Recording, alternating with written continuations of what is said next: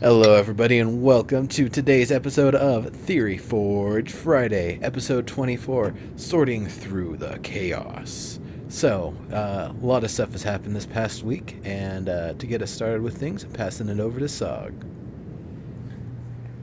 Hey, welcome everybody. Thanks for showing up. Good to see everybody. Thanks Kremchek and Tobes for raids before we even really started. That's awesome. We have a special guest today, Tanlin from the Evercast show.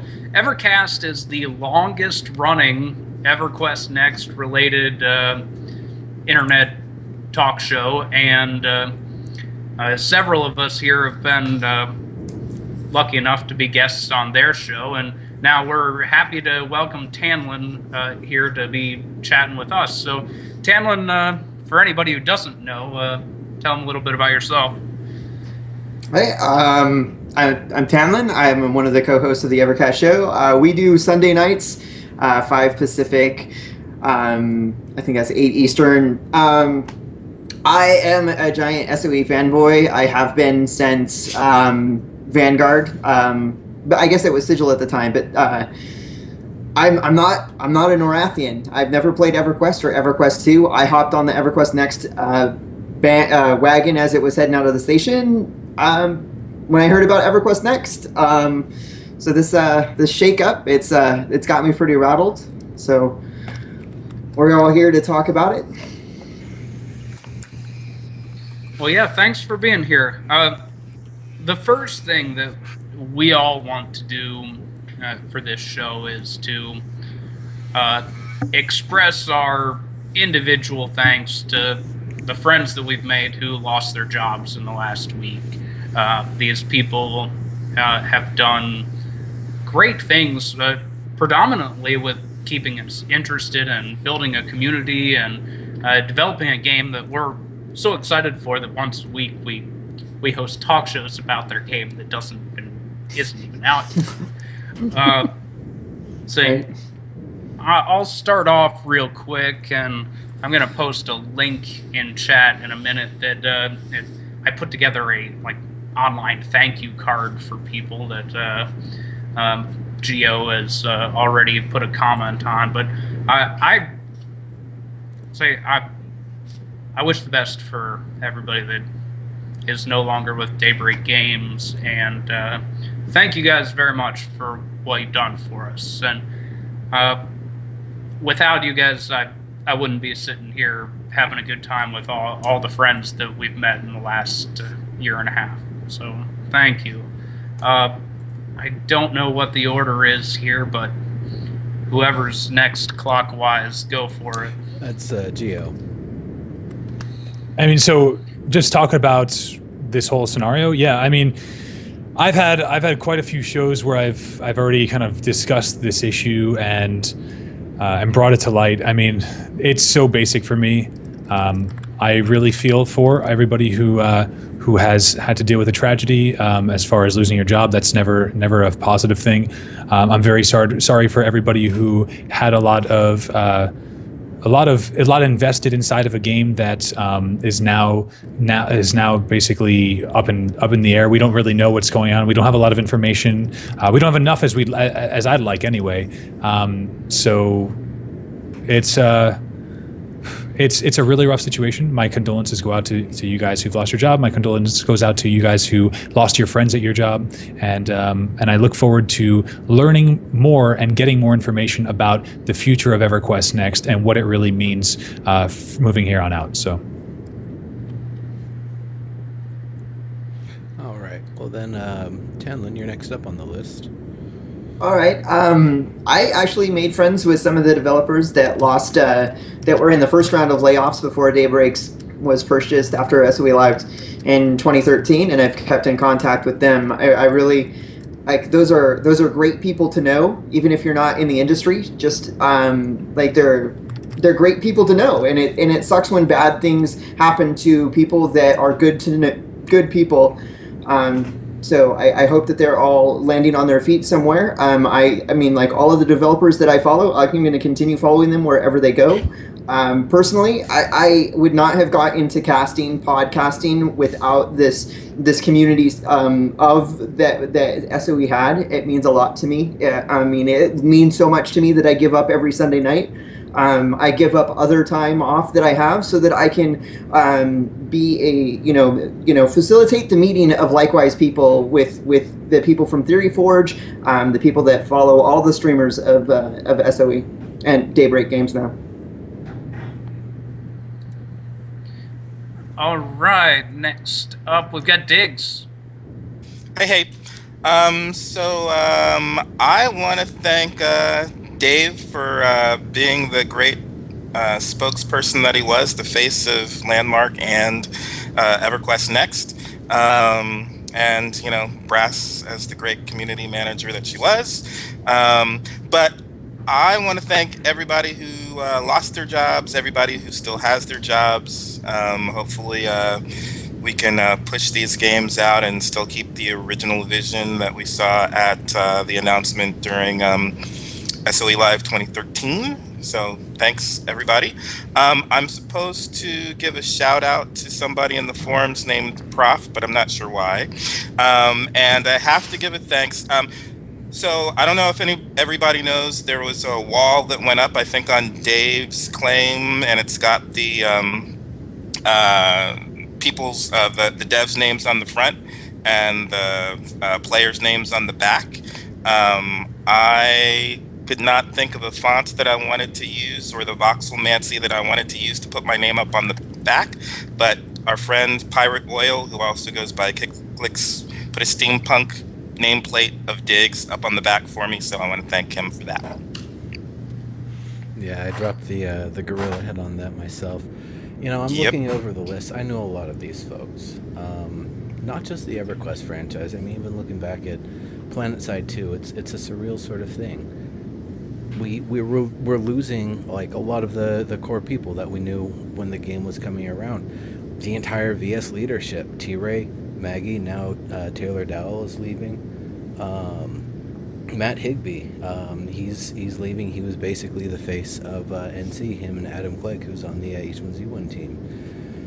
Josh Hackney a while back moved over to DCUO, so I mean, just for me personally, it's a lot of folks that I know from that project, and then more people. Kevmo for vehicles, Xander Klaus, David Carey, their build master. I mean, 2 build masters were just let go. That to me is absolutely nuts. But they've got a plan, and I guess they're going to be able to execute on it. And the community staff, Brass, Amneris, Ashland, these are people that we've known for years. I absolutely love those folks, and I'm going to miss them around for all the events. H1Z1 Jane Clegg is still on the H1Z1 team. He isn't going anywhere. But Matt Higbee, yeah, he posted yesterday that he's moving on. From Ruby Opfor, I didn't even realize was leaving the H1Z1 team, but she's already got some stuff named after her in the world, so already left her mark, and that's totally cool. But looking over the EverQuest franchise, Dave, Felgon, Jeff Butler, Morgard, these are people that I've talked to quite a few times at SOE offices, at SOE Live, at conventions. I'm going to miss seeing them around. All right, Noodle Cat. Hey guys. I know this news was pretty sad for a lot of people, both the people who are staying and the people who left.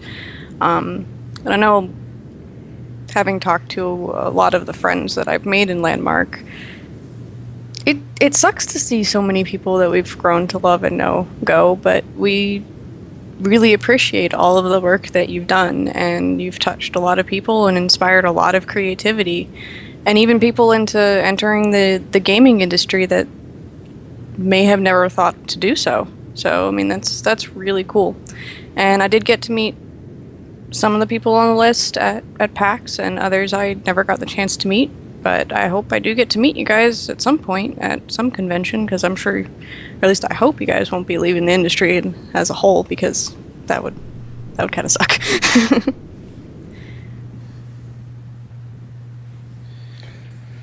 All right, I think we've gone around there. Yep, that's everybody with our quick thank yous and goodbyes. But all of this, it means a little more than some friends we have don't have jobs, and it means something for the gaming industry as a whole. It means something for the games that we like to play and the games that we're looking for.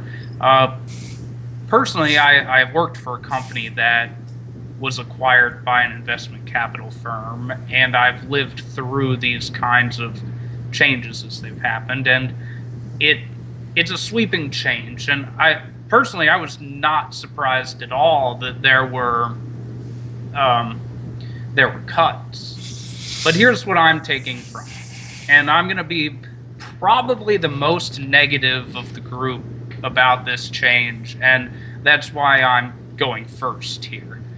That when I see the list of the people who are no longer with Dave Drake Games, I see a list of people who had what I refer to as a subjective asset. That subjective asset being their interaction with the community and their the way that they dealt with the players of their games and the way that they built hype around those games. This subjective quality that can be seen as a measure of someone's performance.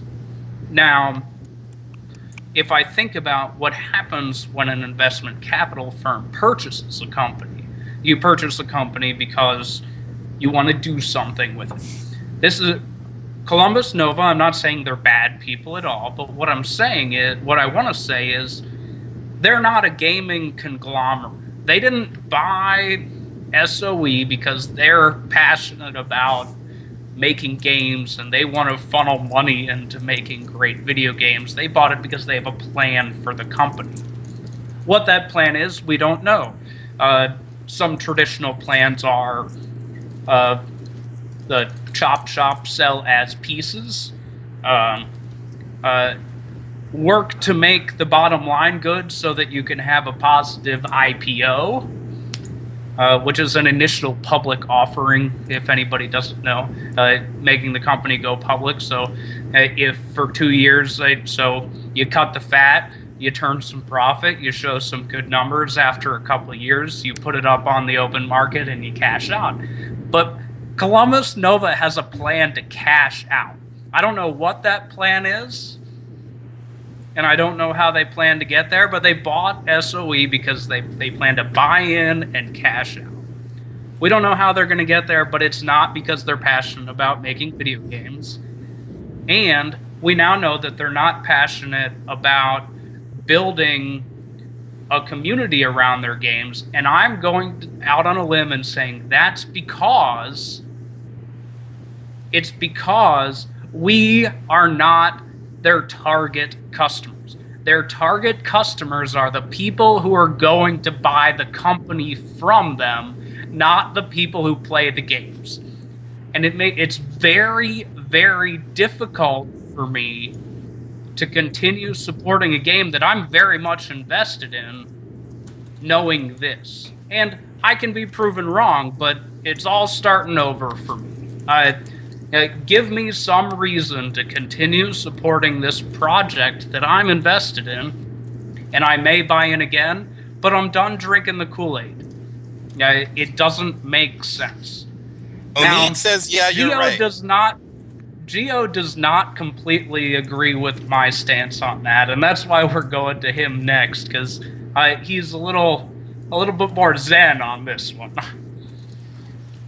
That's actually, it's not true, Stog. Actually, I completely agree with you. The difference between, it's not that I don't agree with you. It's that for the sake of the possibility being out there that it's not the case, I want to look to the positive option instead of that option. And it's not that that's not even a positive option. There are definitely positive avenues in which they could sell this company, and maybe they take that game, this engine that Landmark has been that Landmark is creating, and maybe the game company that takes it makes a great game using that engine.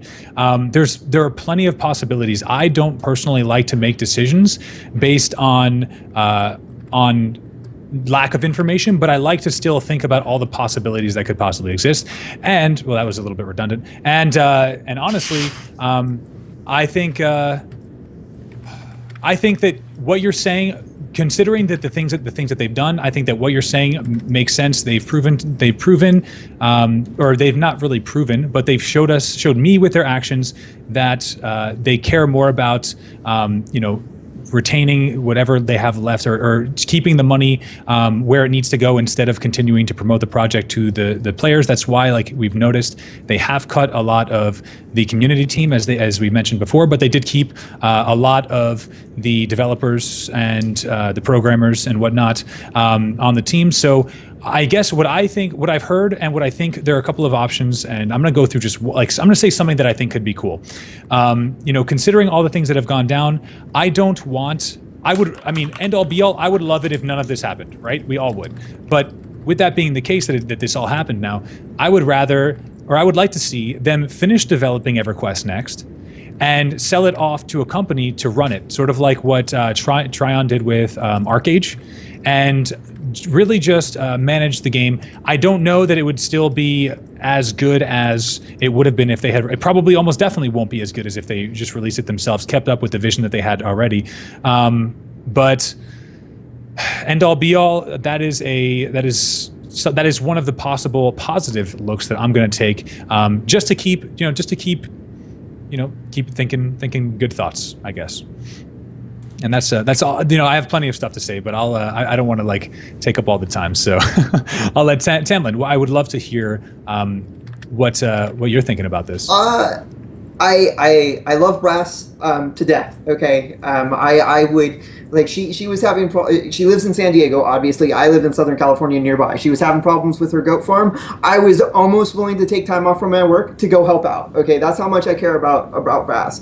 But and she'll follow anybody on Facebook, so you can go and look for yourself. But as people are having a discourse with her about Daybreak buying the company, or Columbus Novo buying the company and becoming Daybreak, she defended something that they had done by saying no, you're just the customer, and she compared it to Wendy. No matter how many hamburgers and milkshakes that you have at Wendy's, it doesn't entitle you to what you're asking for.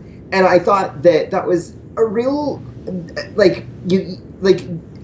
Daybreak has really pushed themselves as being the game for communities, right? This community is the best out of all MMO communities out there, and we're not treated as just customers. We are part of their family, and for her to defend what they were doing as no, you're just customers, it really irritated me.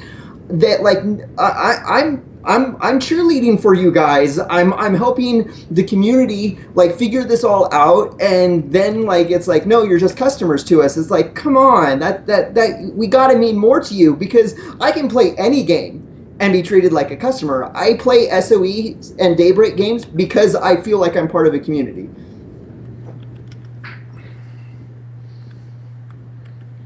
And as a matter of fact, that's why I'm sticking with EverQuest Next and Landmark through until they finally say that it's all over, or they launch the game. I'm sticking with it because all of the people that I have met through it, my instincts tell me that these are good people. These guys are the people that play MMOs the way I do, and I want to be around them. I want to be playing games with these people, and so I'm here until I don't know. Until the good things happen or the bad things happen, but I don't know what those things will be.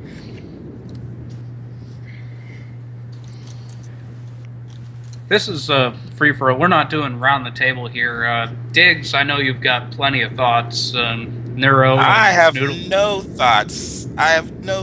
Because we have no information. So my big mantra right now is show, not tell. Because everything they tell us is going to be a positive spin. We are not going to get any kind of negative spin on, what could they say? Landmark is dying, the sky is falling. No, they're not going to say anything like that. So they need to show us that they're still able to push through with the vision that they said they would, or whatever watered down vision we're gonna end up with, or the vaporware. Who knows? We just don't know. So, Well, for me, when I look at it, yes, we lost the creative director. Yes, we lost the basically the franchise lead. But you know what? We still have the lead game designer. We still have Darren. He's still at the helm of the project in that respect. A lot of the guidance, a lot of how the game got to where it is, believe it or not, was inspired by the countless hours he's put in playing Terraria and other sandbox games. He's definitely somebody who I've always been really excited to see the work from, and I'm still really, really excited. At the end of the day, Landmark is still an awesome game. It is still, as far as I'm concerned, the best and with the most potential of sandbox games out there, plus or minus some constraints and considerations like, SOG and the claim boundaries and stuff. And I know he's not the only one that doesn't like the claim system, but at the same time, I feel like it's got a lot of major advantages to it and a lot of things that you can't discount it as being an amazing game. So let's kind of take the discussion in two directions. There's talking about the future of the game and talking about the future of the company. If we're talking about the future of the company, then yes, I do agree. There's definitely some room for some concern, definitely serious room for concern there. But at the same time, we have no idea what they're actually planning to do. They don't actually have much in the space of games. This could be them doing that. They could be like, well, hey, SOE was a publisher for a while. They've published other games. They've done, publishing for third-party companies. It might be something they decide they want to start taking on and leveraging Daybreak as a way to get more contracts and more games from overseas, from Asia, and potentially other places in the world, and having a company they can use to interface it with the American market. So if that's the case, then it is going to be more of a long-term sort of thing. See you later, Omid. But that's basically the one consideration I'm seeing as to why it wouldn't be a kind of slow build it up for a sale and sell it sort of thing for the company if they decide it's something where they're actually going to use it to actually get into the space of games.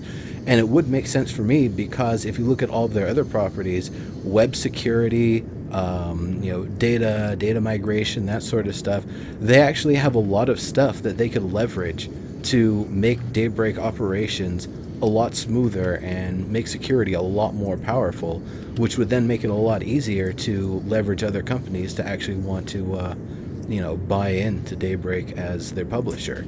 So that's there's kind of the there's a lot of different ways it can go. It's really hard to say right now. We can definitely speculate a lot of different ways, and it's not going to be the sort of thing where the people who are right are going to say "I told you so" at the end of the day. So much as we all have our concerns and our cautions here, but it's ultimately up to how things go over the next few months, over the next year, before we really have any idea, even remotely, of where things are going to go.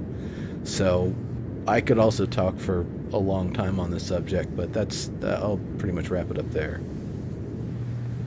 So Nero, do you think that they have the resources to do the original vision? What are you thinking about the games, not just the company? The vision for the games is unwavering. It's already been pretty much decided a lot of what they want to do. There might be some things along the way. Not what they want to do, but what they can do with the resources that they currently have. I don't think there's really going to be that much of a hitch. At the end of the day, at least for Landmark, I don't think production's going to be really that much halted. There's probably going to be 1 to 2 weeks of reorganization, making sure everybody's the right titles and the right offices and cubicles and whatever, with the right equipment and with the right grouping on the team. Other than that, they're still going to be working on the same stuff. Updates and everything are going to be coming as they had been. Probably in the next couple of weeks, and it's going to be business as usual in many ways. So you think we'll still get get Landmark ebooks? Live next week? Oh, sorry, ebooks. I'm wondering, ebooks still. Do you think there's going to be enough for us to do the workshop weekly? They already said that they're continuing with the workshop. Yeah. As well as Landmark Live, so. Weekly?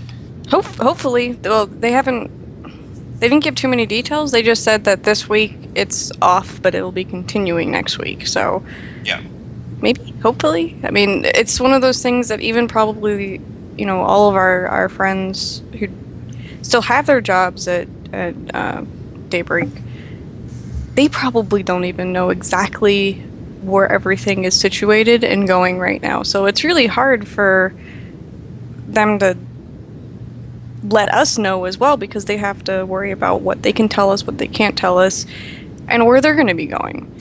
So it's like, Yeah, I guess I'm pushing out there that fewer resources probably means that other stuff is going to have to get cut somehow, but we'll see. I'm not necessarily pessimistic. I'm just saying that that's a very likely scenario. I don't think anything's going to get... I am going to say real quick, and this is something that I brought up on Wednesday, if the idea of maybe pushing Landmark towards a user-generated content sort of thing. Now, this is something, like I said, on a live feature review was being discussed. If they instead try to make it more of a Minecraft-y sort of thing, where most of the stuff, even the materials and models and other things, are made by players, approved through Player Studio, and that's how they're entered into the game, that could be another way the game goes. And I don't know if that's something they'd be planning on, what the considerations with that would be. But it could be something they could be doing to kind of hedge for the, potentially losing more artists and making it more of a community-driven game going down the road. Of course, they'll still have the engineers and stuff adding more features that aren't things players are going to be able to do. That's just one other way that things could go with the game. With what you've been saying, though, do you mind, Sog, if I jump in? Because I wanted to talk about something that Nero had brought up. I just want to push it to Tanlin in a minute, since he's our guest. Absolutely. Sure. Yeah, definitely. And so to talk, Diggs and Nero kind of went back and forth with a couple of those ideas. And I want to point out something. Of course, positivity, as I mentioned before, is wonderful. But what I like more than positivity is what I'm seeing in front of me. And so with this being said, what we've seen already from Landmark, and what we've seen with EverQuest, or with the production of what we think we know about EverQuest Next, there are a lot of ideas that have been in place. The vision has always been there, right? It's this grand idea of the next gen MMO that Dave G talked about on that SOE Live 2013 stage, and that is all gravy. It really is, and that's what I love. That's what makes me want to play EverQuest Next.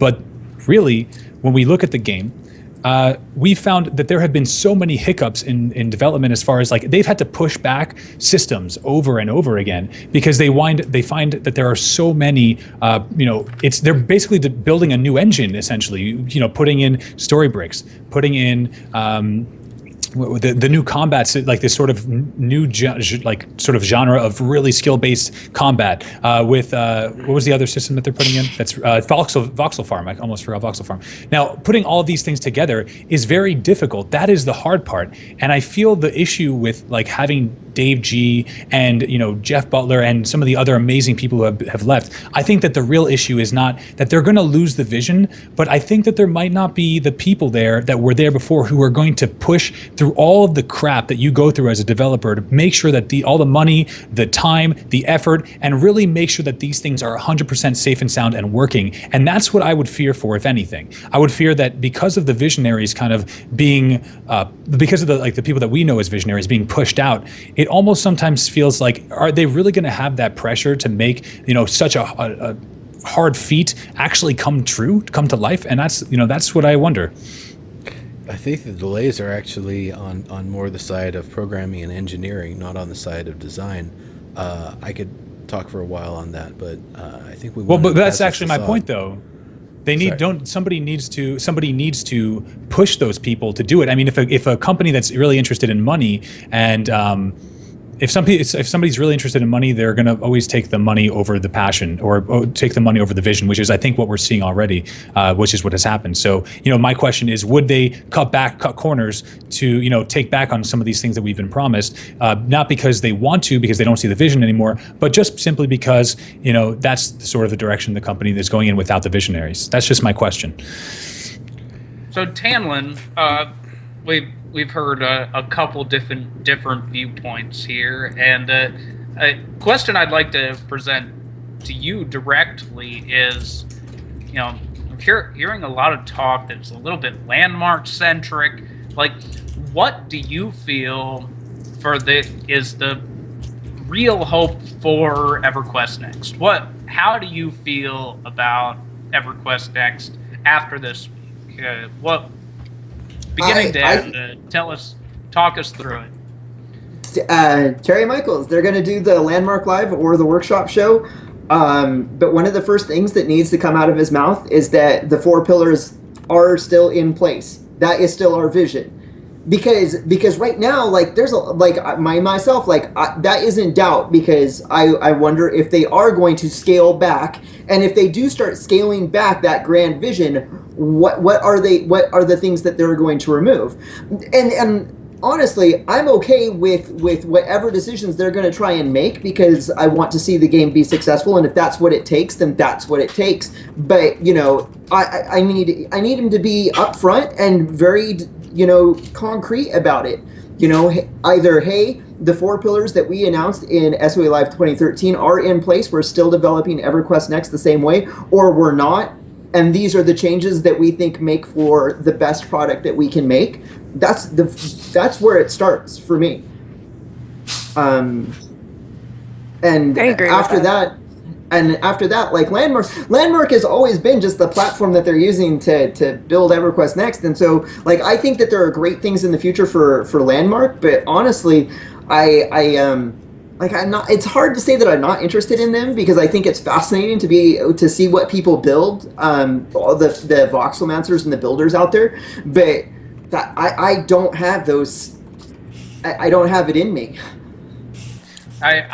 I'm with you right now. I was very much invested in Landmark early on, but one thing that in my talk with Geo or Zen or whatever we're calling this great guy next to me these days, Zen is good. Brought up was I have been saying that the one thing that has been delivered to us from August 2013 to now is hope. We've been given hope. We've been told about the future. We've been sold on the future. We've bought into the... Before you continue, that was given to us by Obama in 2008. Just saying.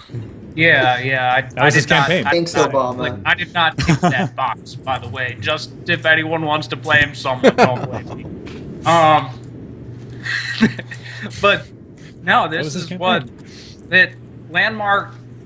There is a thriving population of creative builders that Landmark right now, as it is the game for them. But from the beginning, what Landmark was it was this dream about the future and what Landmark could be, and then what EverQuest Next could be for that.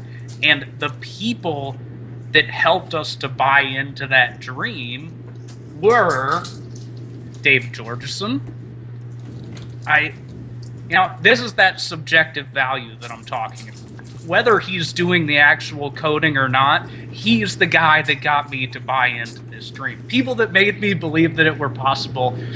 Eric Smith, Felgon, the fact that if there was a bug in the game that I was the only person who knew about, he would take the time in his day to come figure this bug out in-game with me personally, talking through it to make sure that they had all of the information they had to be working through it and moving forward in the right way.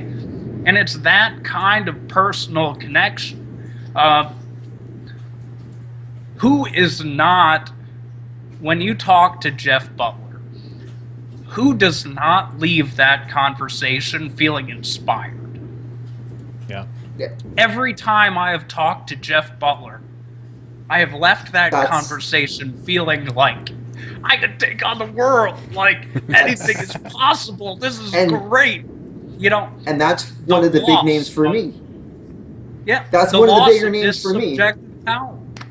Because Jeff Butler is huge. Like me, I'm a Jeff Butler fanboy. Original EverQuest, even though I didn't play it, like my roommates were playing it, I knew about it.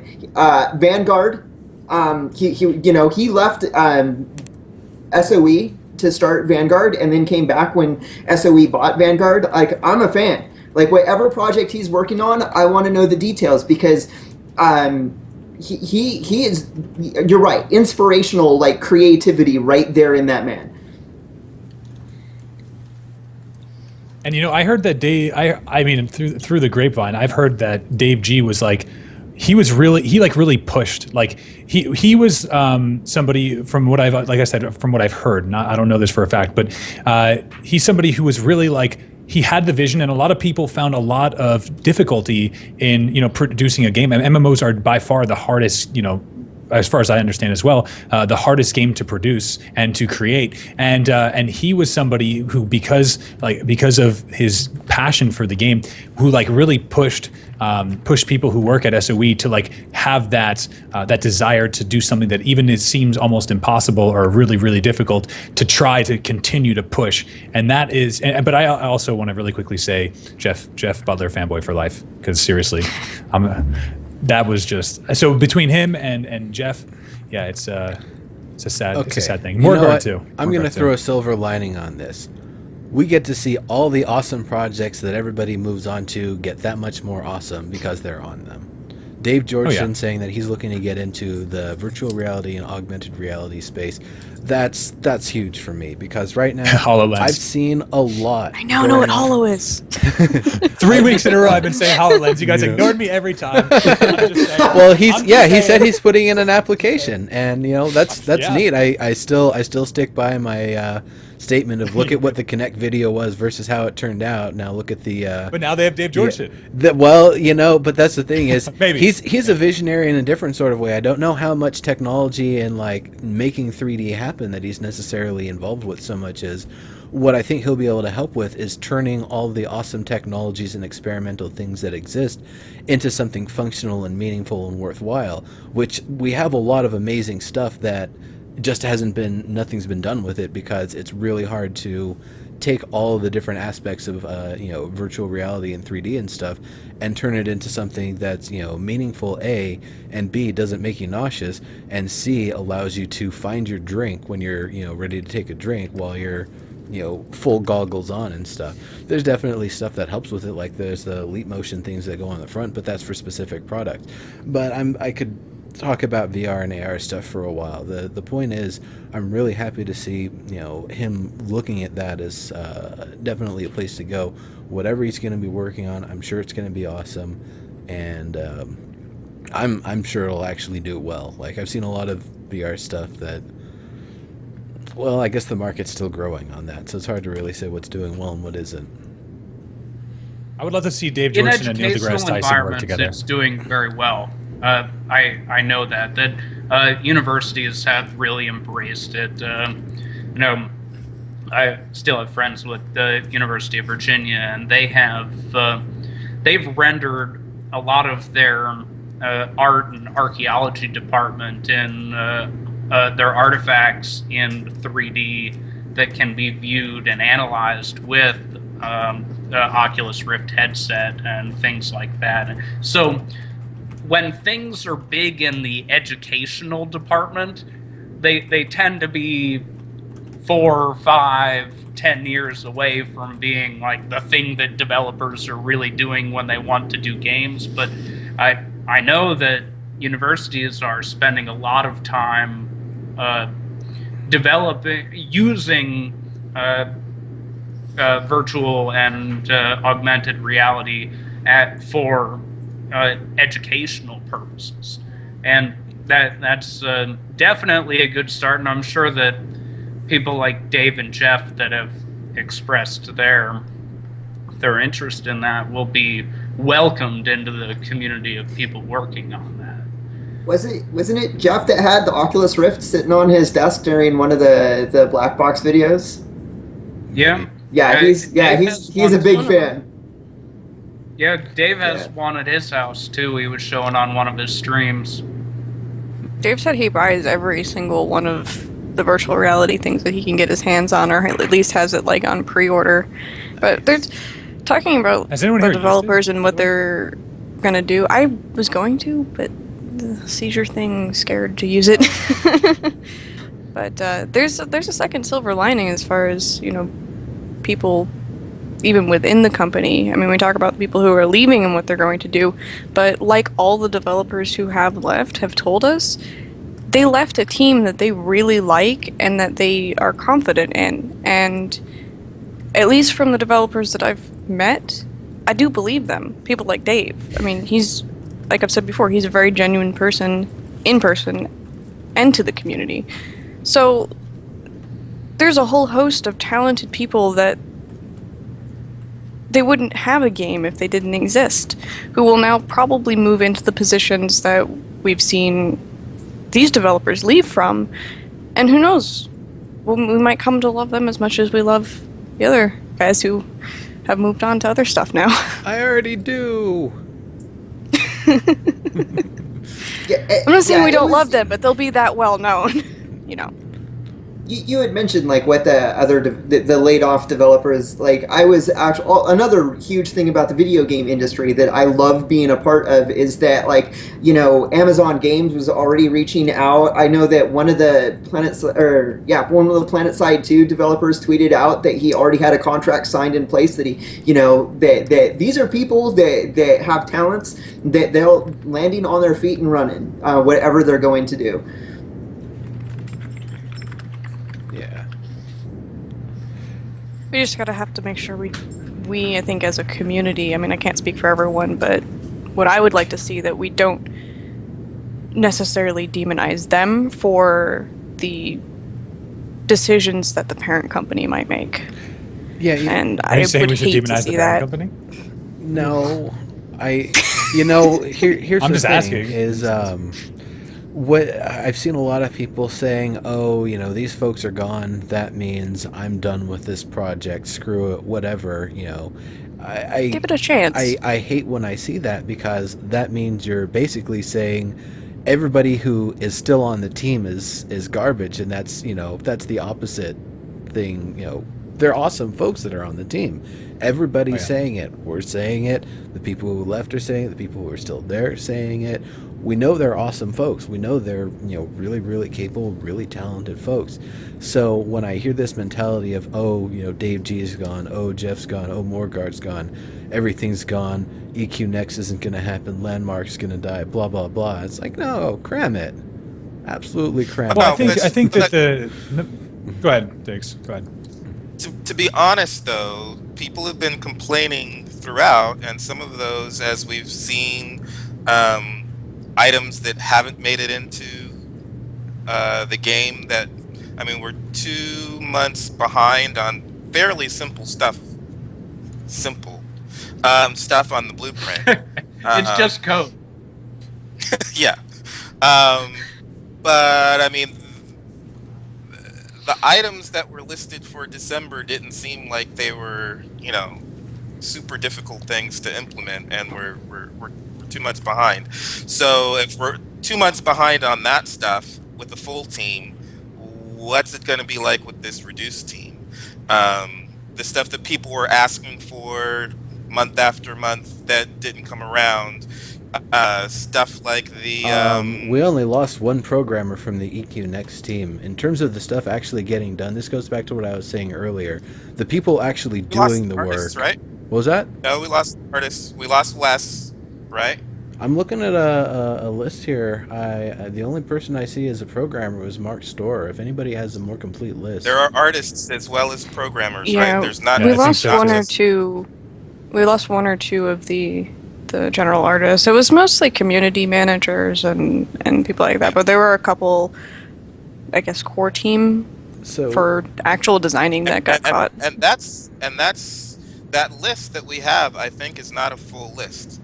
That list is a partial list of the well-known. We don't even know the names of everybody. Right. Yeah, we don't work there. But Yeah. I disagree with part of what Neuro was saying with this mentality that it's our responsibility to stay positive or whatever because of the people left. You know, I like the people left, and everybody knows my nerd moment of my life was talking to Darren McPherson and Michael Mann about combat mechanics for EverQuest Next, and similarities to Smite, and having in the moment value for combat in an MMORPG, and these kinds of things that really do excite me. And these are people that are left.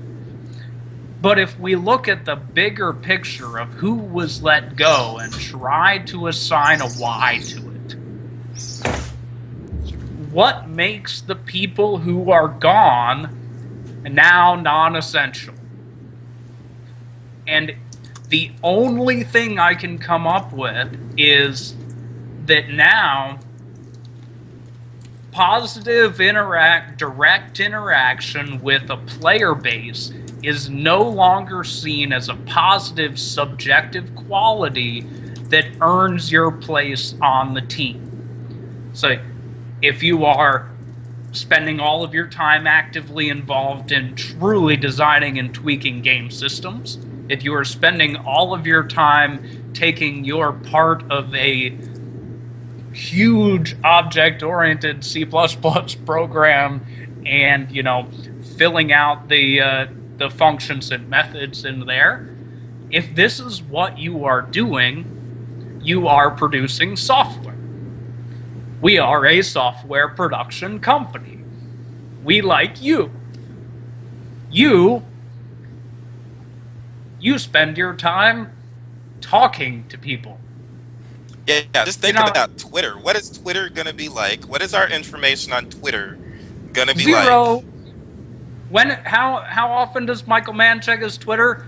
We call him out. He goes weeks or months without even looking at Same Twitter. with Steve Klug. Steve Klug does not Terry want Michaels is anything rarely to do on, yeah. with direct consumer interaction. He is a technical director, and he is an exceptional technical director. But And then there's he doesn't want to deal Pentapod. with That's the wanna deal only with it. person. But we don't And- know. We I can't- don't. Is she I gonna don't have know time? what else she was doing. I don't know where the value is. It may be that because they sponsored her visa, and Terry does need help on the production team, that she got preference even just based on that. But I don't want to. She may be, because I don't know. She may have extremely valuable direct production things going on that I'm just not aware of. But part of what I'm saying, I'm agreeing with you in two ways, Sog, because on the one hand, yes, if you're doing your job, you don't have time to be on Twitter, and there are way less people, so there's not going to be the same amount of people to answer. So it's just our starting to sound. communication Oh, is sorry. just going to be. I'm just saying that as a Twitter presence. That doesn't necessarily mean anything about. Hopefully, they will be spending as much time as possible developing the game. But I'm just saying it seems like Twitter has got to take a hit because there's fewer last people thing to that I'm going to respond. say before I Yeah. stop talking for a while is the reason that we're invested in this game is because we've had a two-way dialogue. Otherwise, it would be just like any other game where we see that something came out at PAX and we're like, wow, that'll be cool when we finally get a press release, and then it gets funneled through 10 Ton Hammer and Velix writes an article about it. That'll be great. We would have nothing to do because that's not us. We talk about games. We're here because we love the two-way communication, and that's part of what was cut out. All right, I'm done. Tanlin, your turn. I had to take a step back from the amount of cheerleading because I think that you're right. Like my job, like I don't feel like it's my job to be like the maintain morale, the morale officer. I think that now, like I feel like I need to watch what Daybreak is doing and say like and hold them accountable and be like, okay, listen, this is what you've been telling us. Are you doing the things that you've been telling us that you're doing? Because the people that are following you are gonna want to know, and maybe they don't watch as closely as I do. And that's where we bring all of the community together and be like, hey, listen, did you like this idea? Because this is, a change, a departure from what they said that they were going to do. And again, if they don't like that, that's not my, it's like I have no control over that. I have control over being that feedback system, then back to Daybreak and being like, listen, none of these people like that. I mean, I think that's, what Sog was saying is something that is absolutely, is absolutely right. The last thing that you said specifically, I really agree with. It's that and it kind of ties all this together, really. What we have to look at right now as logical and as fair people is that really it just, to me, seems at face value like this is the potential, like a very standard and normal way of looking at it is that the potential has gone from this being that game that we're all hyped about to just like every other game that has ever existed, every other MMO, limited contact from the devs. We're not having as much input into the game. And with that being said, though, does that really make the game worse? I'm going to say this, and I'm going to get smacked in the head by an invisible object from any direction. I feel like they were giving too much credit to the players and not just following their instinct as a development company. I think that they should have, from the beginning, not done what they're doing, but just taken it back like 3 notches and really like they created EQ1, EQ2. I don't know, I've never played those games, but I know people who have, and I know that people love that shit. That community is so strong. Why they should have just if things go the way that I think that they're going and the way that we're kind of talking about here, I really believe that the game still has the potential to be at least those games. At least really just EverQuest 3. So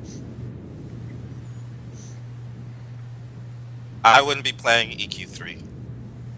Well, I don't think that's what I'm saying. I don't think it would be EverQuest Next. I think what I'm hearing here is that it's less of like EverQuest, that grandiose vision of EverQuest Next. To me, it seems like it's EverQuest 3, like a normal game, a sequence. But I don't think it's going to be bad. I don't think it's going to be anything totally different. EverQuest 3. Why not? Just because Question time! Question time! Yeah. No. It's got to be a next gen MMO. Question time! Sorry, Diggs. That was perfect. It was good just for that last. Neuro's going to be leading someone us with capture question that time and like because play it every he time is now? the question master tonight. Legendary Neurotoxin. Who's asked what? And I answer. That is a good question, and Noodlecat, that is a good point. We should definitely clip an audio piece of that and use that for question time there. So, starting us off here is Baby Cannon. Do you think the community staff's push towards social media and players/streamers for free publicity and their relatively low visibility in traditional forums made themselves irrelevant and therefore seen as expendable by CN? Ooh. I have a really strong opinion on this one Go for it. because I know that the PR department of Daybreak has said that I don't know. They said that their method of advertising is different and that what we've suggested to them doesn't work. But like, I really feel like YouTube and streamers is definitely the way to go, and you need to support the people that support those people, because like a Total Biscuit tweeted out that when he does what WTF is and then a game title, like he's got 300,000 subscribers. That's got to matter. That when these streamers are streaming a game or talking about a game or they're doing YouTube videos of that game, and these are gamers that are watching it. Otherwise, why would you be going to YouTube or watching these streams? These are gamers wanting to know about games. I think that has got to count for something, and that I think that's where the support should be. I agree with you, but I think.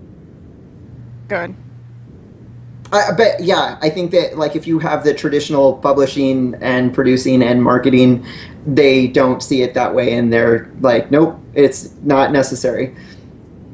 So again, it's a question of traditional versus next. I think we can have Fair both. I mean, I think part of the problem they had with Landmark is, and as someone who's on part of the tail end of the streaming program, they, at least as I felt, they didn't have a solidified direction to go with it. Like they had ideas, and we all tried out different things. They gave us different things to try as far as items and advertising and who would be in the programs, all of this stuff, and then it just got cut. And not that it's a bad thing that it got cut or anything like that, but I feel like maybe they should have a little bit more direction when they go and try and work with streamers and do things like that, so that it is profitable for them and for the streamer. I'm just Or going to make an YouTuber, observation. or It anyone seemed else. to be pretty good. It seemed to be pretty good when Omid was there.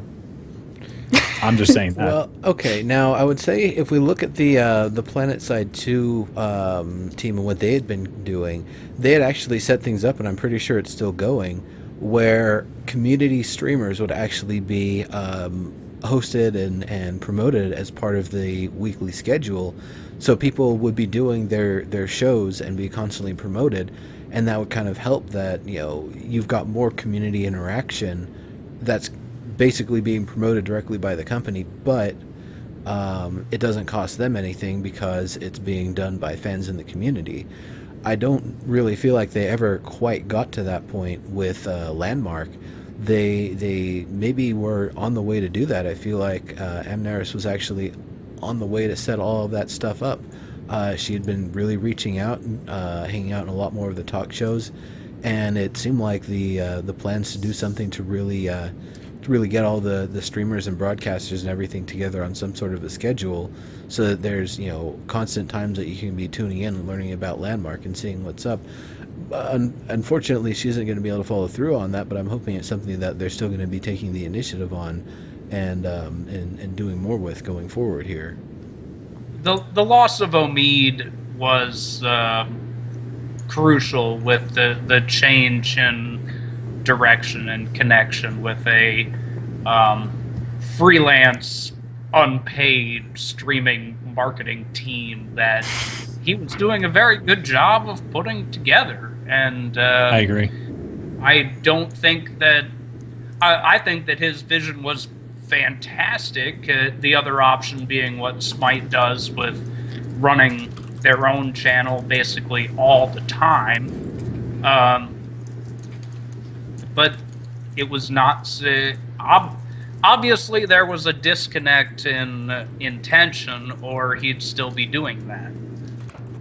Now, I want to ask you though, with there was a lot of community feedback. In fact, there was a big campaign that was kind of led against the streamers by some people in the Landmark community.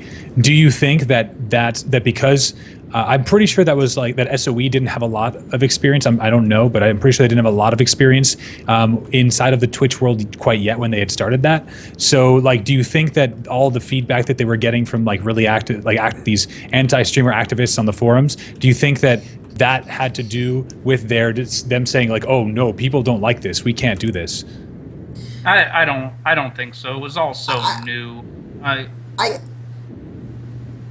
I think the streamers ended up being a big part of it, but there were that insider program wasn't just insider, or it wasn't just streamers. It was community members that were running fan sites and fan blogs and stuff like that. And I think that's where the message got a little it didn't get communicated clearly. As listen, you don't have to be a streamer to be part of this. If you're helping build the community and you want, help building the community, then how can we help you? And these are some of the tools that we think work with what you're doing, and going from there. And how does that relate to the last thing you said, where it's there's still those streamers who have the numbers, or the content creators who have the numbers? Where is that happy? In your opinion, Tanlin, where is the happy medium? That SOE says, this is worth the investment, and this is worth more of an investment than this, I guess. That's a good question.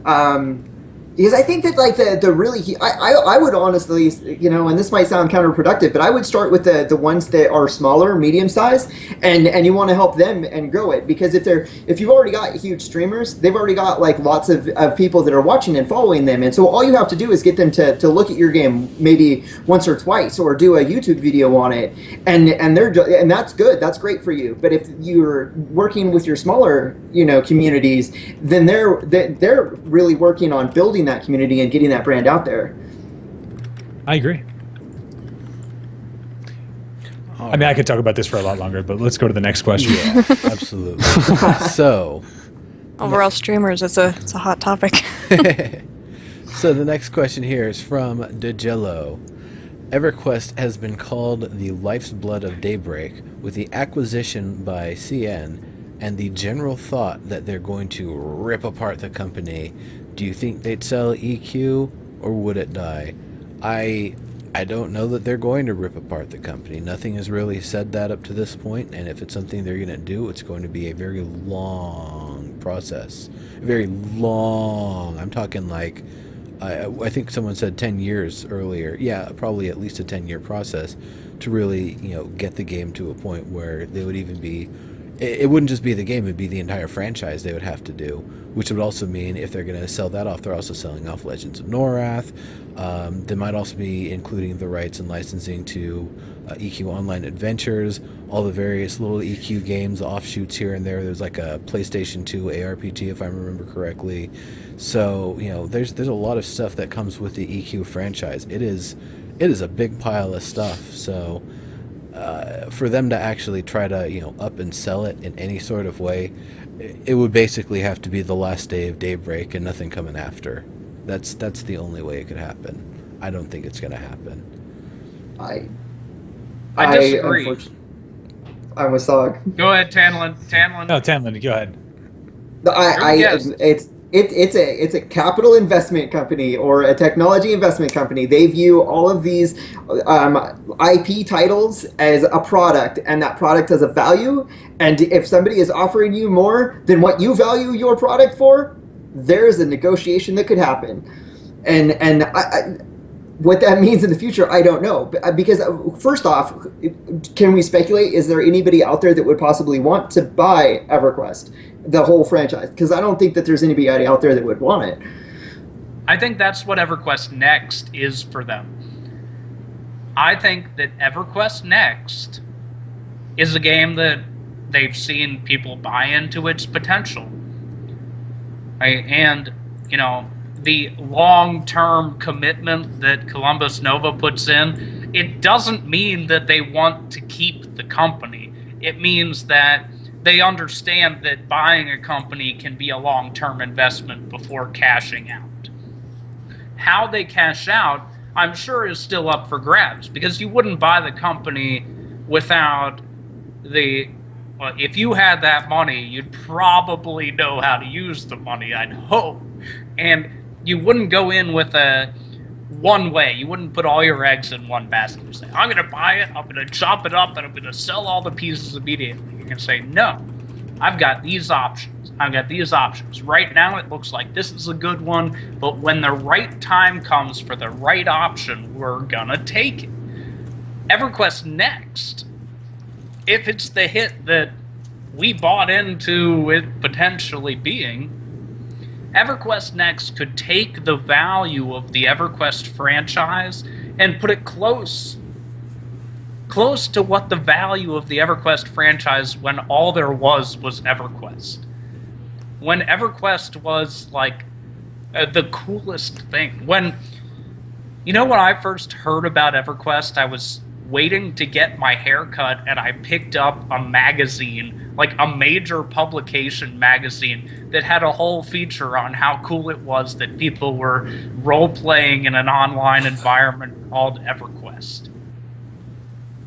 There were no other articles, of major publication articles about video games at that time, but that was the first time I heard about EverQuest. It was pre-Kunark, 1999 or early 2000. But if EverQuest Next, they can get that game produced, without any fluff.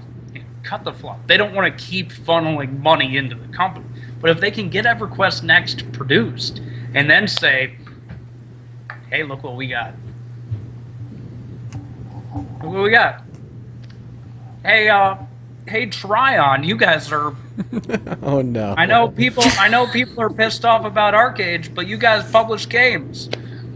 Not Tryon, not Nexon, not Perfect World. Doesn't matter. Not Ubi, not Funcom.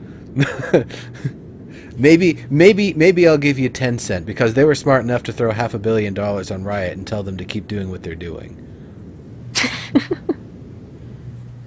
Just give it to Blizzard. But there is I'm no way. so down. There is no way.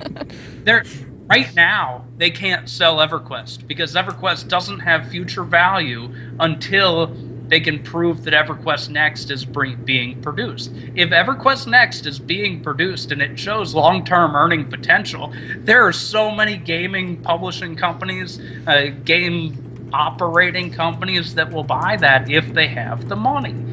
And they will sell it before they sell PlanetSide or before they sell DCU. If people only want that and it's enough money, they'll do it. I could see them selling PlanetSide sooner, or even H1Z1, especially when it hits consoles. Console could be the thing they use before they sell PlanetSide 2. Be like, hey, guess what? You'll also have access to the Forge Light 2 engine. I mean, the big factor on that is which comes first, EverQuest Next being completed, or companies find like them actually taking the initiative to start to try to sell these things. Which, I mean, do you guys? I want to know, what do you guys think as an estimate of, with all these layoffs and everything happening? What do you guys think of an estimate for completion of EverQuest Next if they decide to complete it? This year or next year. Yeah, so So they can't big. go much longer than that because it's got to be somewhere between 2015 and 2016, or they'll I'm- lose interest of everyone. It's I'm If they having don't believe Vanguard by the end of flashbacks. 2016, they wouldn't have bought it. They would Yeah. cancel the project if they didn't think it was coming out by the end of 2016. And that's why I said I'm having Vanguard flashbacks, because Microsoft gave up on Vanguard and they gave it to SOE and they said, you have 6 months, and the Vanguard developers said, we need more time than that, and they're like, tough. Right. Produce the game in That's don't what I was think trying to it'll be say 6 months. before. That was Well, my right, point but I'm before not- about 6 them months. forcing. If I'm it's not 6 saying months, that we're all EverQuest screwed. Next in 6 months. I'm just saying that they may have a hard deadline. Like they might have a non-negotiable, non-pushback deadline now, and that's why where I'm really scared, because that would mean that, like, oh well, here's half the game, and they launch with that, and maybe they don't have any other choice to do that, and that's the Well, deepest fear I have in my head. Maybe they'll just do no flying races and Kay will just be pissed. No flying races? It's got to be. No flying It's got period, to be. please.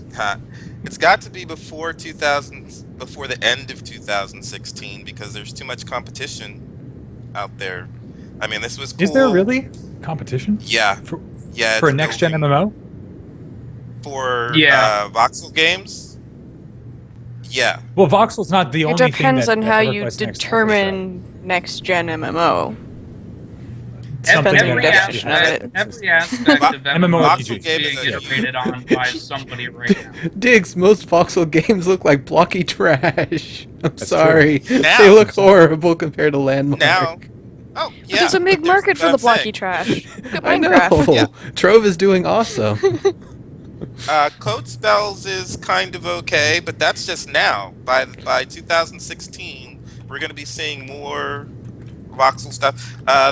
What's the dual universe? I mean, that's only concept art, I guess, right now. But we'll have to see what's coming out. But they're going to have more competition by 2016. If it's 2017. It's not the same thing as them releasing winter of 2014. That's what I'm saying. And remember, all of the next-gen aspects of EverQuest Next come from them licensing software from specialized firms. Right. Voxel Farm and Storybricks are just two of them. That they have the vision and they have the money and they have the team to pull that all together. But the pieces that they're pulling in are being developed externally and will be incorporated into games. So if EverQuest Next never comes to be, every part that we're talking about or we hear that is going into EverQuest Next, apart from maybe the lore, has the potential of going in somewhere else. Storybricks AI, they are doing some customization, but they aren't owned by Daybreak Games. Voxel Farm is not owned by Daybreak Games. All of this stuff is available on the market to people that can fund the continued development of those products and integrate into their own. So it's all part of an iteration. And there are games, I believe Camelot Unchained and their engine for the true massive multiplayer encounters, whether I want to play that kind of PvP game or not, there are going to be a whole lot of people in a tiny little area fighting from the tech tests we've seen that we have not experienced yet, and not experienced in a smooth way. So every piece will continue being iterated on and developed, and there are next-gen projects coming. Sorry, Medieval Engineer. I derailed question. No. Medieval Engineer looks pretty good right now. It's not as good as Landmark, but they've got some competition, chomping at them, so. I think it sounds more like a fallback, like more of like a second rate than competition. It's just like what we'll have to resort to if Landmark or EverQuest Next doesn't come out. It's not like I don't think if it was equal. That's now, but I'm saying if they don't by 2016, in 2017 there will be several, and they're going to be farther along. The software, the technology is being developed. So regardless of whether EQN ends up being out there or Landmark continues, someone will pick up the gauntlet of story bricks and voxels and destructible terrain and everything else, and something will come out in the next couple of years. It's just how the development works within an industry. By 2017, I want EQN isn't going to be the EQ. It's not going to be the be all of end all of anything. I don't think. It's not going to be the WoW killer. Nothing can kill WoW. I still play WoW. I know. Warcraft WoW will is end up literally being like the Warcraft. EverQuest, original EverQuest. It will not die. Yeah, You know. can't kill it. Well, that's why I always It's bring just it like up the as a Nixia. It joke. just keeps coming back. Well, no, that's why it's such a funny joke, because when people say something's gonna be the WoW killer, it's no, you silly person, nothing's gonna kill WoW. That's not even no way. They would have to. You know kill what though? It's I don't agree. I think if EverQuest Next was on the same path it was before, and if it releases and is as awesome as we think it is, then I think it would severely maim WoW. It would make WoW players say, we have a place to go for a better MMO. We're gonna go there. Like, do you know how? I know a lot of people who play World of Warcraft. In fact, I know my good friend Neverett is the GM of a. Everybody plays WoW. Everybody in WoW is like, this is fine, but what's next? Waiting for something better. Exactly. So if EverQuest Next was that thing, I'm not saying that necessarily it would again kill WoW, but in the terms of the YouTubers and the Twitch trolls, it would kill WoW. It depends on what your definition of killing WoW. Yeah, but the anyway, familiarity of WoW will keep players coming back to it for another 10 years at least. I think until something better comes out. No, there's this thing about Even WoW if something that better everything else that we've seen as content runs dry, like, wow, we did this thing that was so much cooler and so much newer, and then we had nothing to do. And like, well, I know I've got plenty of things I've still never done in WoW. Cool. Just ask how many people have quit it and come back. Just ask that question. You just always right, go but back. it's Everybody because goes there's back. nothing else. There's nothing else. That's why, right? I used to go back up until Cataclysm, and after Cataclysm, I have Mists of Pandaria on my shelf. I bought it in line midnight. Got home, it's still sitting on my shelf unopened. WoW cannot get me to play it again. But you'll never It's know gotta about be the next Mexican gen. bakery, the panaderia. Okay, anyway. Next question. Let's go to a serious question. This is from Willikers94. Considering the best option and worst option, would it be a happy medium between the company being ruined and the game coming out better? I don't even know what you're talking about. Anybody want to approach this? I'm just ready to go on to the next one. I think he's had one too many drinks. Sorry, wait. What was whose question? This is Willikers. Let's go to a serious question. You've got the Q log on your side. Would be a right? happy medium? Yeah, I don't even know I think how to. That's not a. She's that's asking not a like question. what. That's more speculation Okay. than I do on the. Okay, let's skip it. Skip it. Next one. Velix asks us. Velix in chat here, of course. Everybody knows Velix. He's awesome. He's one of our regulars here and is off the camera this week. He is in chat with us. So, Velix asks, do you think the closeness between the employees of SOE, now Daybreak, will influence how much the current model created by the departed team leaders is kept by those retained? I feel like a lot of the not the roadmap we see, but the roadmap, the progress, what they were going to do to get the project from point A to point B is still there, and it's still probably a pretty good plan. There's probably going to be a lot of variation and a lot of filling in the gaps along the way as they get to the parts that have kind of coarser resolution compared to the fine minutia. But I think they'll probably be able to stick to the plan and do pretty well with it. Tanlin, what do you think?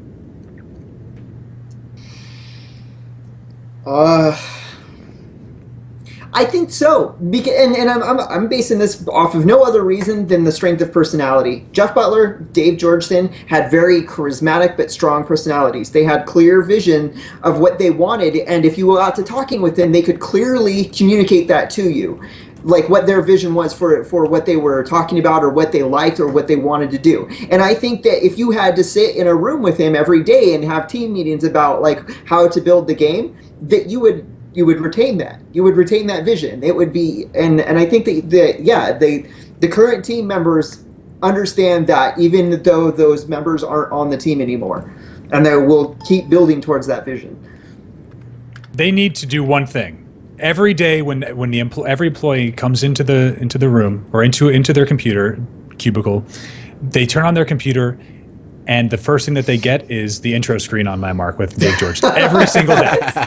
Every day. But That is the all. problem is that this is like playing a game of telephone at this point. You know, you're here if Dave's talking and it's got to go through 5 other people. By the time you get to that 6th person, it may not be the same message. So everybody's going to try to stick as close to the vision as possible. Whether or not they're actually going to be able to do it is another matter. That's just something we'll have to see. Yeah. This what we said before. It really, I think it depends more on Columbus Nova and what they want, and like maybe they're giving them a deadline, like Tanlin mentioned.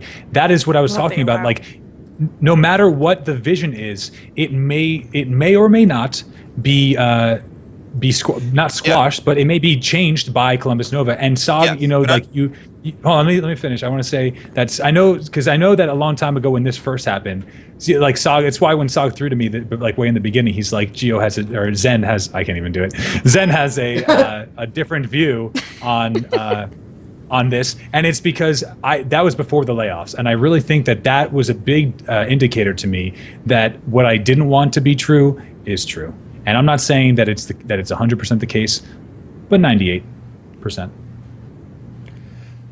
Yeah, I was talking best case scenario. So I'm saying they might not be able to live up to the vision, even if Columbus Nova gave them. Well, it also depends on who actually established the vision. A lot of it might have been Darren leading the charge, and then Jeff and Dave signing off on it.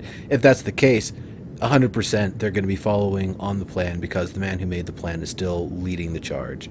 So let's go on to the next question here. We're going to be kind of going through them a little quick because we're running out of time here. Cactoman asks, do you guys feel Landmark is ever going to be a compelling game for non-builders? I'm going to say Darren and Terraria, and how much he loves that game, and he'll probably get some of those aspects in there to make it a compelling game for non-builders. That's just my own speculation based on who's leading the charge here and his interests and such. The entire Tiers of Depth system, yeah, that's straight from Terraria. So back to our guest here, Tanlin. Your thoughts on this one? I don't think so, and I think that they should really work on turning that into a set of developer tools. The long-winded answer is that if they can get the license from Storybricks and Voxel Farm and then Landmark, they should leverage those assets with their ForgeLight engine and say, here's development tools. What can you build with them? And see what people make with it. And because there are people that will tinker with it and create this amazing thing that no in-house team would come up with because it's just so off the wall. Personal opinion, though. That's just, like, I have nothing other. That's just gut talking. All right. Anybody else? Go for it. I want to ask. I know that we have a lot of questions. I want to ask a question though, and I really am curious. And of course, I respect and love all of you guys who have asked your questions. But this one is. I'm very, very curious. Now, total hypothetical. This is called Theory Forge. In the event where they did sell in the event where they sold the engine to different companies or to a company, what game world would you like to see other than EverQuest? Because I know that's all of our answers. What game company or what game scenario, what fantasy world, what sci-fi world, whatever, would you like to see that engine belong to? PlanetSide 2. Damn it. That's just it. Do you want to go first, Tanlin? Well, Break. First, we don't. Wait. We don't know if their licensing agreement with Voxel Farm and Storybricks and everything even allows them to be a middleman. Oh, this is a total hypothetical. I'm just license. Curious. I'm not saying that this is even going to happen. I'm just saying if it did, what would you guys want? Somebody like creating the entire D&D Forgotten Realms with those tools, like, because there's somebody out there that would try and do it, and then they would get their friends to come and like, hey, instead of playing our D&D over at your house, why don't we all log on? I've got this server up and running, and they're running as DM and you're the players, and it just that's like, what Landmark should be, but I don't think it's ever going to be that. I don't think so either, but that's why I think that they need to I think that they need to stop looking at Landmark as a game that you play, instead looking at it as a tool that you build with, and then inviting your friends to play with this tool or with whatever toy that you've created with the tools that you've been given. I have coffee, not have to be it's sold old coffee, to but a- cheers. Does it have to be sold to a game company? I'd be happy if it was sold to Adobe, but I'm a builder, so. There you go. That actually would be pretty neat. Except I wouldn't want to pay a monthly subscription for that. That's where. No, Dark I can't. I don't like that you have to pay a monthly subscription now. And for that's the where Adobe Suite. And that's where I think I'd be like, happy you with can an look at- offline thing like Maya, or something that you Or- could do where you could upload your thing that you create that other people could go through onto a server. I don't know. Right, and that's why I was looking at something like Unity, where Unity, the tools are incredibly complex, but if you want to mess around with it and dink it, they'll give it to you to dink around with it for free. And then like up on Steam, there's Adavision, which is like $60, and you can create a server for like 15 to 20 or up to, I don't know, it's some number of people that you can build an MMO if you have the time and the desire. And if you take ForgeLight is the engine and Landmark is the development tools, and say, hey, you're free to do whatever you want with it, up to like 20 people on a server, and if you want more than that, then we'll talk monetary compensation. That's like ideal, in my opinion. Dreaming big. Wait, you're saying 20 people on a server that you can build all the way to the edges of? Yeah, I'm just gonna leave it there. We got one last question here. I think we wanted to get to. Sog specifically wanted to get to this one because we're getting close to the end here, and that was one from Ramaj. That's any clue what Sped's role is now? Is he still deciding things, or just an intermediary between CN and Daybreak? I think it's both. Anybody? What is the job of a CEO to begin with is the real question. And that is, if I own a company, when I employ a CEO, the CEO's job is to enact my vision. The CEO's job is to understand the direction, the vision, understand the plan, and make it happen.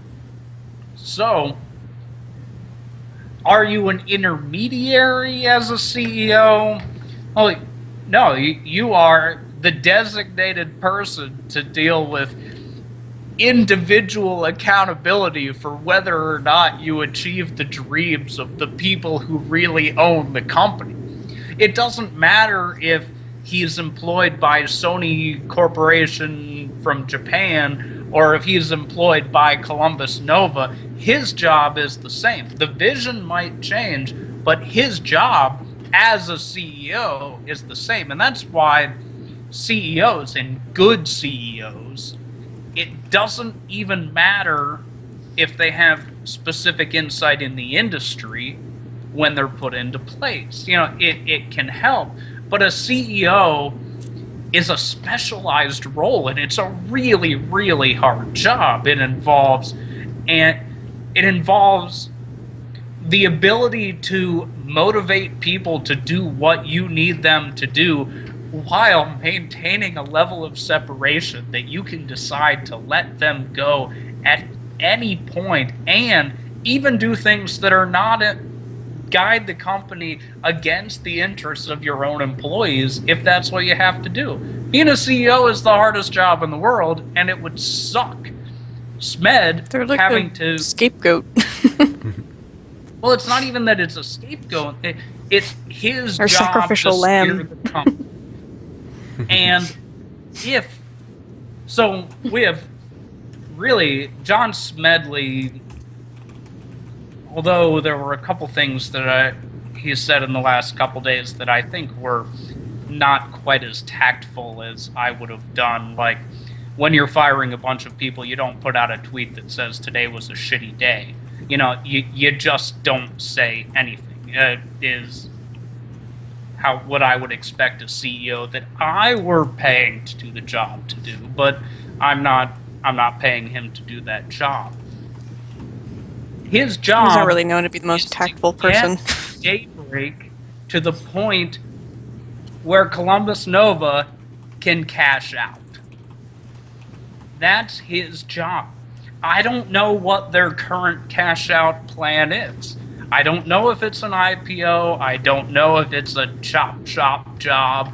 I don't know if it's a licensing project. I don't know what that is, but his job now isn't to make his portion, his subsidiary of Sony Corporation, post a profit. His job now is to move the company into the position that it needs to be in to achieve Columbus Nova's cash out plan. And is that an intermediary? No, that's just what a CEO does. That's the job. That's what every CEO does. You're hired to do a job. And the job is to get the company to achieve certain goals. And we're unsure what his goals are. Kappa, sorry. Kappa said Disney should have bought SUE. They own everything else, and immediately, Star Wars Galaxies! I worked for a company bought by American Securities that is highly tied to Disney, and I'm telling you that it was not good. Yeah, I would imagine. Everything. It became very hard to be an employee. Do I think that they put out great products? Do I think that they do great things as a whole? Yes, but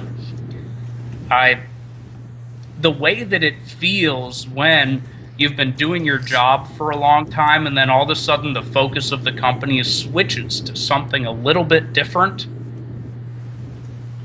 It's not that all like shit rolls downhill. It's just that the people that were hired and the people who have succeeded in the environment were a function of what the direction was. So the people who felt like they were really valuable and felt like they were doing a great job, maybe they're not the best people for this new direction. And then all of a sudden they're not getting the praise that they deserve. So, but it's not the little, you said a little change. And I think that the thing that I would say is that it's probably a pretty big change considering the people that they let go. At the it feels smaller, but it feels significant because the qualities that are valued change. And that's my point from the start with this, that if I look at the qualities that seem to be no longer valued, it gives a good insight into what the change is. And I might be wrong in my deduction, but I think that's the path to go to try to truly understand what is going on. All right. Tanlin, any last thoughts from you before we start the wrap-up?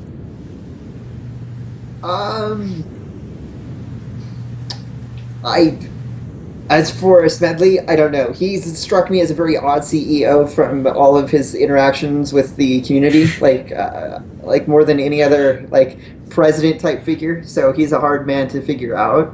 I'll just say that that regardless of what that Columbus Nova tells him that is his job, he will probably like do his own eccentric thing, because he just strikes me as that again, powerful personality.